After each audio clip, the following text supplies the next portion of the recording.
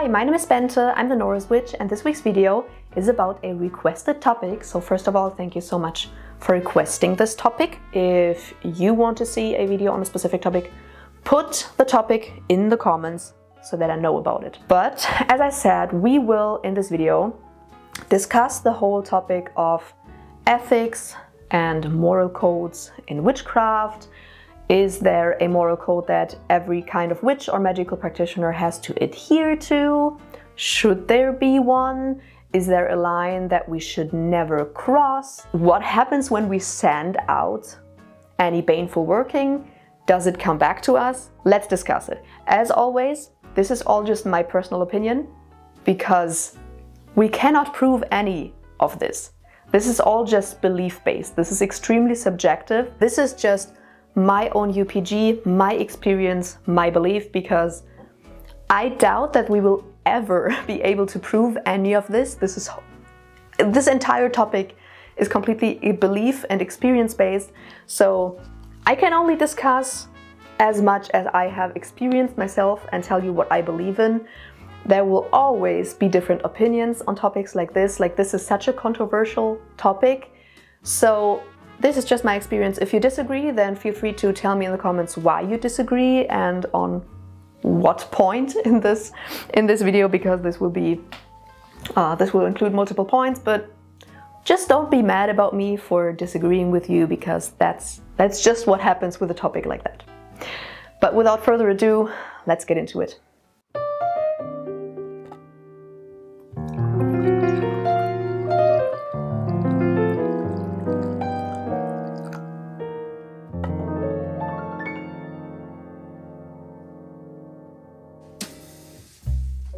First of all, let us talk about whether witchcraft and any other magical practice has one specific moral code, because that's probably the easiest topic to start out with, and that's just a very hard no. Even if we only look at witchcraft and not even looking at other kinds of magical practices, it's not a monolith. It's not like one tradition that everyone practices. There are so many vastly different traditions and practices. There are probably as many practices as there are practitioners out there.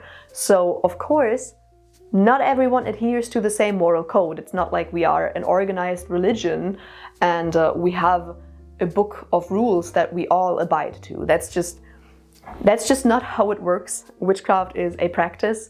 It's a craft.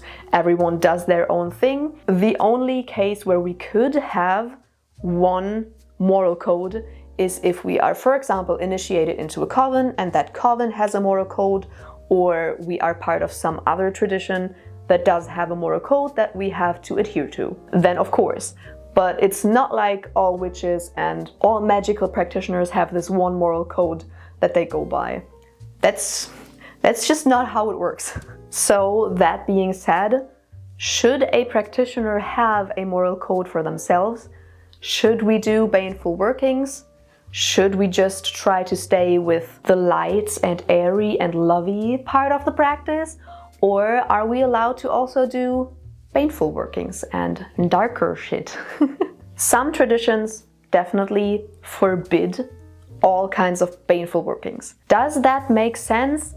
I personally feel like we can't even really separate specific spells or specific workings into good and bad. I think that's something that doesn't work. Because even if you look at things like a death curse, for example, of course that's bad for one person, but maybe that's even good for one person. I mean, there are people who are so extremely ill and only suffering, and they literally just want to die, then maybe in that case a death curse would be a blessing for them, because they literally want to die. But if you full on forbid any baneful workings, you would also forbid doing that and helping that person.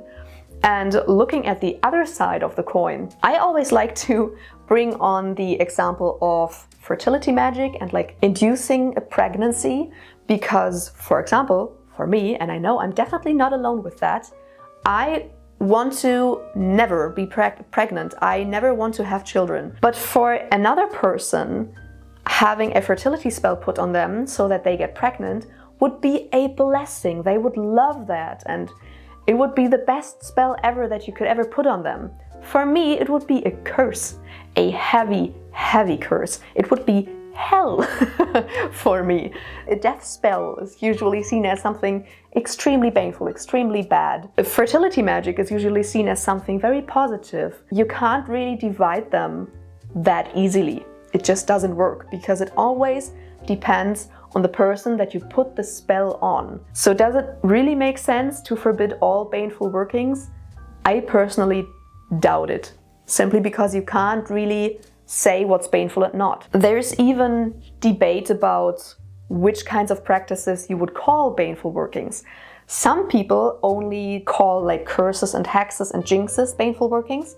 Some people include bindings and banishings and return to senders into baneful workings. Some people even add like more aggressive types of protection workings into baneful workings. So yes, we have this term of baneful magic, but it's not really clear cut where it starts and where it ends. We can all probably agree that a death curse is usually baneful, but not always. Like, the definition of baneful workings is pretty hard. I have heard the definition that baneful workings are ones where you try to dominate a person or put something on the person without them having consented to it. But then a love spell would also be baneful, at least a very specific love spell that you put on one specific person so that they love you.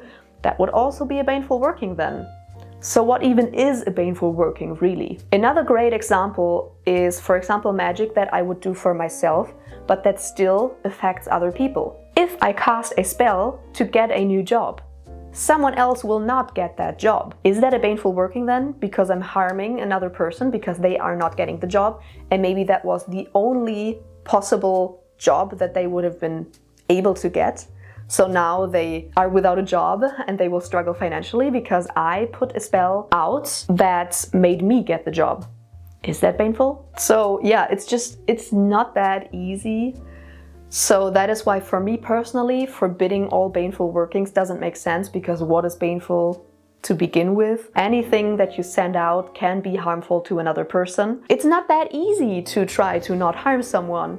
While it is very honorable to not want to harm someone, it's not that easy. And that doesn't even only apply to magical practices, that applies to your own life too, like your mundane life. If I go out into the streets, I will probably trample an ant to death. Am I a bird person now? I doubt it. So yeah, that is why I personally don't really see it as necessary, or it doesn't really make sense to forbid all baneful workings.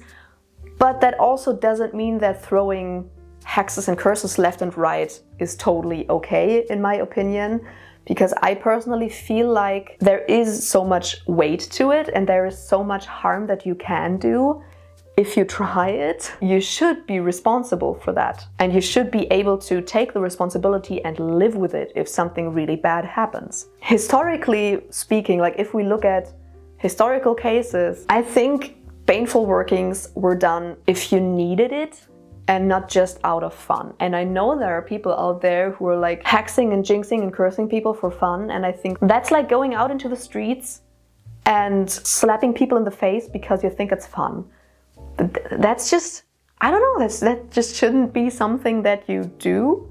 I personally, and again, that's my personal opinion, but I personally feel like baneful types of workings, hexes, curses, things like that should be your last resort. Like, you should, in my opinion, and that is what I live by, try to first go down the mundane route. For example, if I have a coworker and that coworker pisses me off, the first thing that I would do would not be to put a hex on them.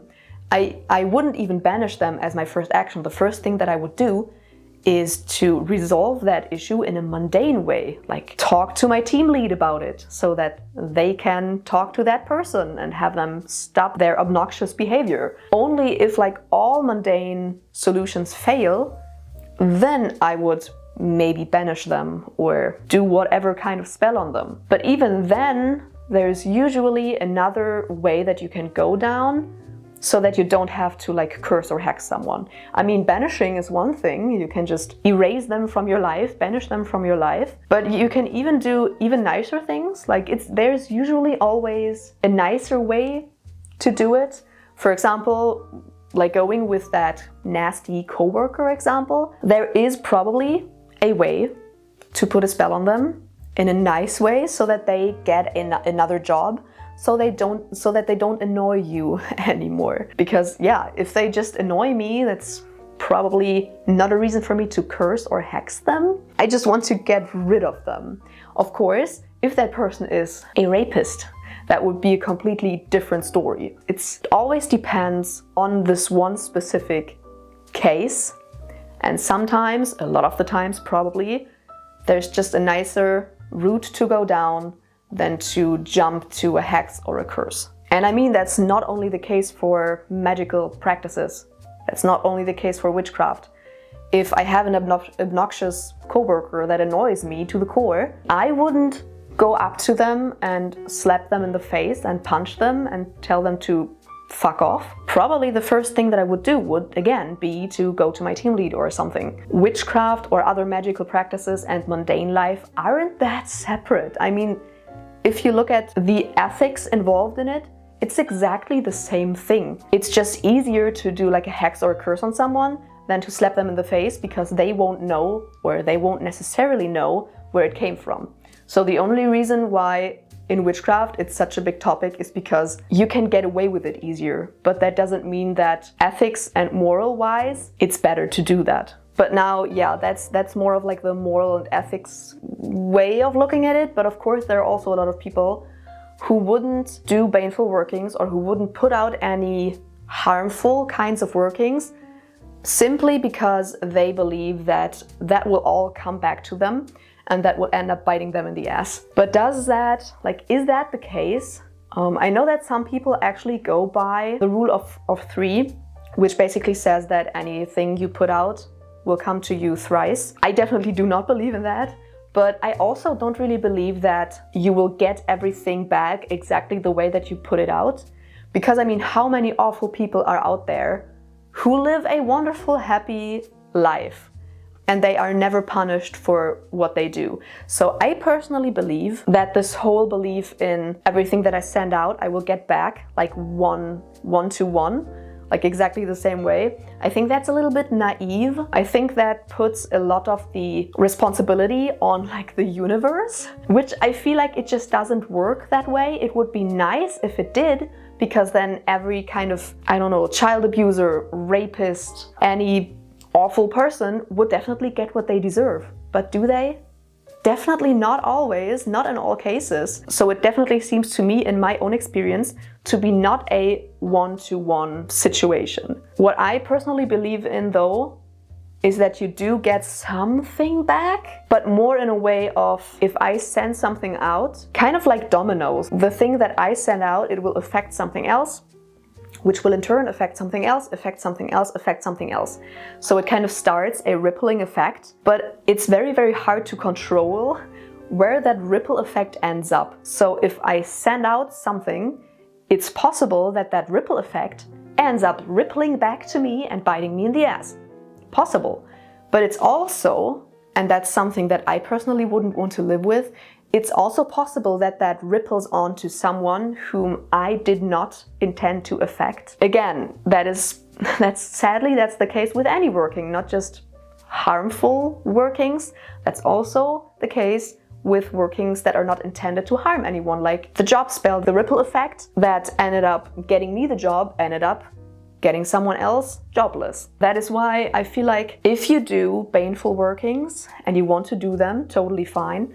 I would also do them as a last resort. But if you do that, I feel like you have to be so extremely specific, because if you harm one person, it is so easy to harm the people around them too. And that is something that I personally wouldn't want to be doing. For example, if I put a hex on someone so that they lose their job. But what if that person is the provider in the family?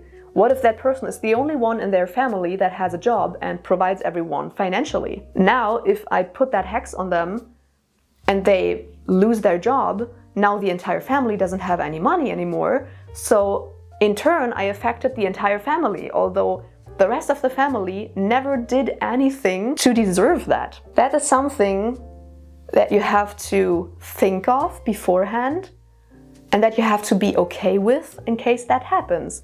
Or you have to do an extreme background check. Like if I want to put a hex on someone so that they lose their job, I would want to know beforehand if that would only affect them or also other people that depend on that person. I feel like you have to do so much like background checks and research, and you have to be so extremely specific when it comes to baneful workings, because there is just more that could potentially go wrong, and that could also affect you. I feel like it's still okay to do baneful workings, but you just have to be aware of that fact, and you have to be able to live with that. Do some divination before you do baneful workings so that you have some kind of insight on what could happen. But yeah, one question that you should definitely ask yourself before doing any baneful workings is, could I live with the result from that spell? Could I live with that spell potentially affecting someone else in a bad way that I personally didn't intend to harm? Because if I don't, do I really want to do that baneful working? Alrighty, I guess that is everything that I have to say about this topic. It's a very, very difficult topic, and as I said, extremely subjective. It always depends on what your general moral code is, because every person is different. And some people have a problem with slapping someone in the face, and some people don't, and that also applies to any magical practice. Feel free, as always, to leave your opinion on the topic in the comments, especially if you disagree with me, because I feel like that could be a very, very interesting discussion. As always, I will do a little patron shout out now. Thank you so much to Segregated Facial Hair, Kent, Kelly, Lisa, Brittany, Emer, Celine, Smolkata, Josh, Virginie, Joseph, Elinura, David, Kristany, Rixie Business, Valo, Annalena, Bast, Kirby, Ashley, Erika, Elentia, Anna, Kristen, John, Phoenix, Anton, Jenny, Maggie, Misty, Amy, Colette, Timothy, Coffee, or the Honorary Gossip Squirrel, and Bjorn. Thank you so much. As always, I hope you enjoyed this video. If you did, make sure to subscribe and give a thumbs up. And of course, ring the bell down below to get notified whenever I upload a new video. Of course, you can check out all of my other socials. On Instagram, I'm usually the most active. Of course, check out my shop for ethically and sustainably sourced witchcraft and paganism tools.